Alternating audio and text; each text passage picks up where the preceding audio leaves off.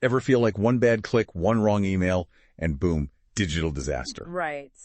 Today, we're diving into something that's way more relevant than we might think, the cybersecurity incident response lifecycle.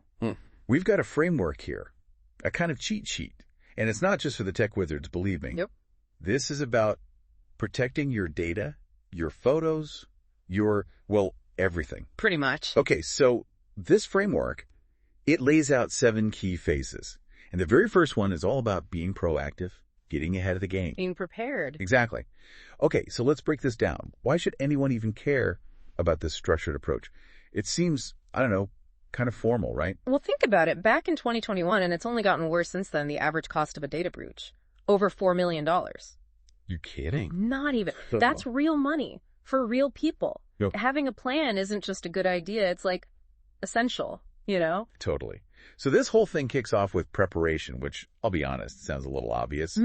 But, and I'm guilty of this too, I bet most people just skip right over it, right to the exciting stuff. It's human nature. But think of it like a fire drill, but for your digital life. You wouldn't wait for a fire to figure out how to get out of your house, would you? No way. Exactly. So this phase, preparation, it's all about thinking about those what-if simulations, having really strong passwords and not using the same one for everything, keeping your software updated, you know, those annoying little reminders. Yeah. Those are important. And backing up your data. Remember that huge ransomware attack a couple of years ago? Yeah, vaguely. The companies that had good backups, they were back up and running in like a day. Wow.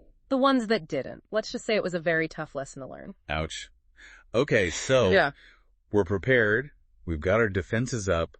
What happens next? Identification. Sure. And this isn't always about some fancy algorithm catching a hacker red-handed. Sometimes it's as simple as someone in your office noticing an email that just seems a little off. Like maybe it's from someone you don't recognize, asking for your login information. Training people to spot those red flags, that's just as important as any firewall. That's such a good point.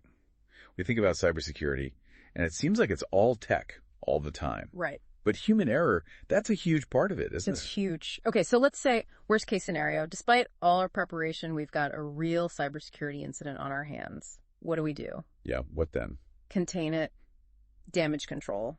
We isolate the affected systems, disconnect from the network, whatever it takes to stop that problem from spreading like wildfire. Gotcha, like a digital quarantine. Exactly. So we've contained the damage. Now we've got to get rid of that threat completely, right? Right. And that's where eradication comes in.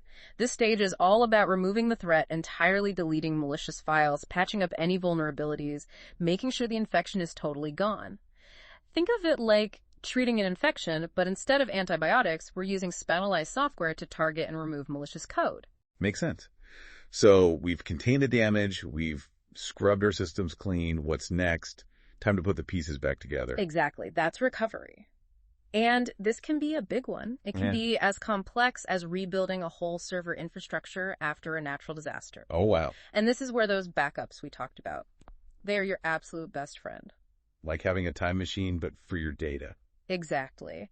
And once you've got your systems restored, it's time to take a deep breath and really analyze what happened, what went right, what went wrong, what could we do better next time. And that's where we get to lessons learned. This phase feels so important, but I bet it's often overlooked. It is. It's about asking yourself the tough questions. Did our plan actually work? Were there any gaps in our training? What could we have done differently? Yeah. This phase, it's about learning and growing from the experience. And this connects directly to the last phase, right? Communication. Because if something did go wrong, being open and honest about it, that can build trust. Absolutely. Whether it's keeping your team in the loop, communicating with your customers or clients, transparency is key. It's about acknowledging the issue, being upfront about the steps you're taking, and showing that you're committed to learning and improving. Okay, so to wrap this up for our listeners, what's the one big takeaway here? Cybersecurity isn't a one-and-done kind of thing. It's an ongoing process. You've always got to be learning and adapting. So true. So think about your own digital life. What's one small step you can take today to be a little more prepared? Such a great question. Thanks for joining us for this deep dive, everyone. Remember, knowledge is power, especially when it comes to cybersecurity. We'll see you next time.